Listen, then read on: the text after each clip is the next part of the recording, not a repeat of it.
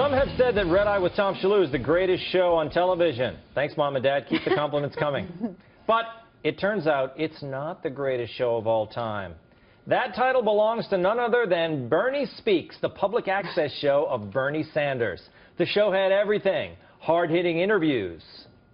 When did you catch this? About an hour ago. What do you get for bringing in the biggest fish? $100,000. $100,000? Yeah, savings bond for each category, lake trout or salmon. Holy God, that's a lot of money. That's a lot of money. It had children running away screaming from interviews. Great day to be out doing anything. Sarah, come here a sec. I want to introduce you to Bernie. Oh my God, it's such a frightening person. He even ruined his son's Christmas vacation. And with me today is my special guest. This is Levy Sanders, who is my son, who is just spending the Christmas holidays back from college in Springfield, Massachusetts. What role should the city take? Over the last 5 or 6 years, there's been a lot of discussion. And essentially, the city has gotten nothing. The number of billionaires has doubled. Tuition is going up at a time when the people of the state of Vermont put approximately $25 million a year into the university. It's great. It's nice to see Bernie hasn't changed a bit. 1/2 of 1% of the population of the United States owns, well, let me get out and tell you what it owns. That in fact, the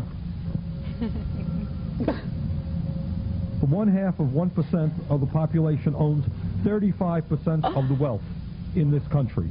And the wealthiest 10% of the population own over 70% of the wealth. Oh, I thought we were going to be able to stay tuned and catch that contemporary violin and piano. Oh, man. Such a bummer. I like that Flock of Seagulls reject son of his. Oh, yeah. Is that what the haircut was? Flock of Seagulls? It was very Flock of Seagulls. It wasn't. I thought maybe the Fix. Remember maybe the Fix. Yeah. Reach the beach. Yeah, exactly. Oh, my God.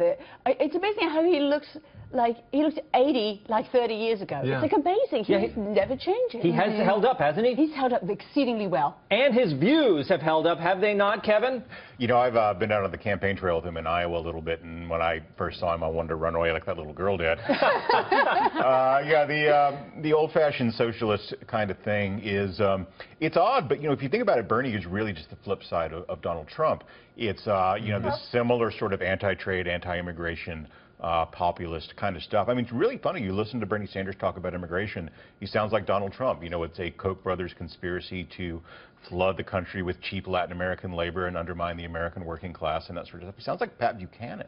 Yeah. It's been a really strange kind of evolution on the left, I think. But, yeah, it's, you know, it's amazing how little the arguments that Bernie makes have evolved. I mean, it sounds exactly the same as the arguments he's making today about the income distribution, et cetera. Oh, he sounds like it's like an episode of Mr. Rogers, but if Mr. Rogers was telling all the kids to kill the rich. Probably a hell of an episode of Mr. Rogers. Wasn't that the subtext of it, though, really? Oh, yeah, it was. With the trolley and feeding the fish, you know. Right. Nobody wanted to be around this man whatsoever. I mean, it was fast. But, you know, it's, I think he's actually digressed a little bit with his presentation. I think he was slightly more charming back in the day. Now he has, you know, adults running away from him. Well, he's angry. But you know what's amazing too is I will say, like I agree with you though, that the similarity between him and Trump is that whether you agree with them or disagree with them, they sound very authentic. This is who he is. His message. This is really what he believes in. I think that's why it's appealing in a sort of in an Uncle Saul kind of way. He reminds me of my Uncle Saul. It just looks like I just want to get him like a blanket. He does. He reminds us of an uncle or you know, or a doddering grandpa or something. And obviously his son was not charmed to be hanging out with his dad. Well, you know, his son was the first guy to feel the burn in his arm holding that mic up for 45 minutes. Why couldn't Bernie hold the mic? Was his son making $15 an hour? Probably not. He's like, you're my son, you're indebted to me. That was an awful accent. That was a great impression, there was another one of these that was brilliant. I watched a little bit. It was a wine tasting fundraiser. And Bernie said, do you have anything that tastes like the $3 bottle of wine I usually drink?